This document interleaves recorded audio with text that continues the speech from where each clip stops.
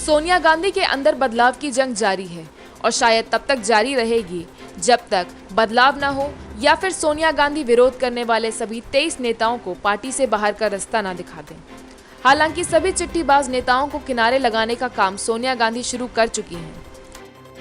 सोनिया गांधी की जवाबी कार्रवाइयों से गुलाम नबी आजाद और कपिल सिब्बल जैसे नेताओं को कोई फर्क नहीं पड़ता दिख रहा है। गुलाम नबी आजाद ने कहा है कि जो भी कांग्रेस का हित चाहता है वह उनके असहमति पत्र का स्वागत करेगा।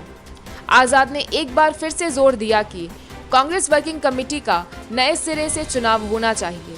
आजाद ने कहा है कि कांग्रेस के अंतरिम कामकाज में जिस किसी की भी वास्तविक रुचि है तो वो हमारे इस प्रस्ताव का स्वागत करेगा।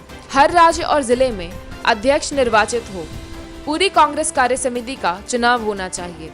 आजाद ने कहा कि राहुल गांधी को शुरू में पत्र के साथ कुछ दिक्कतें थी, लेकिन बाद में सोनिया जी और राहुल जी ने कहा कि 1 महीने के भीतर चुनाव होने थे, लेकिन कोरोना के कारण यह संभव नहीं है। लेकिन हमने सोनिया जी से 6 महीने के लिए अध्यक्ष बनने का अनुरोध किया। गुलाम नबी आजाद ने कहा कि पिछले कई दशकों से हमारे पास पार्टी में निर्वाचित निकाय नहीं है। हो सकता है कि शायद हमें 10-15 साल पहले इसके लिए कोशिश करनी चाहिए थी।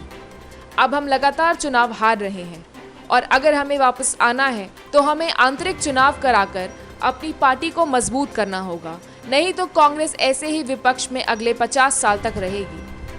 आजाद ने पत्र लीक होने के मामले में कहा है कि यदि पत्र लीक हो गया तो क्या हो गया। पार्टी को मजबूत बनाने और चुनाव कराने के लिए कहना कोई स्टेट सीक्रेट नहीं है। उन्होंने कहा, इंदिरा गांधी जी के समय में भी कैबिनेट की कार्यवाही लीक हो जाती थी। अनुशासनहीनता के सवाल पर पलटवार करते हुए गुलाम नबी आजाद ने कहा कि जो लोग कार्य समिति के दौरान कमेंट्री कर रहे थे, क्या वे अनुशासनहीनता नहीं कर रहे थे? जो लोग हमें गाली दे रहे थे, क्या वे अनुशासनहीनता नहीं कर रहे थे? क्या उनके खिलाफ कार्यवाही नहीं की जानी चाहिए? उन्होंने कहा कि हमने किसी को गाली नहीं दी।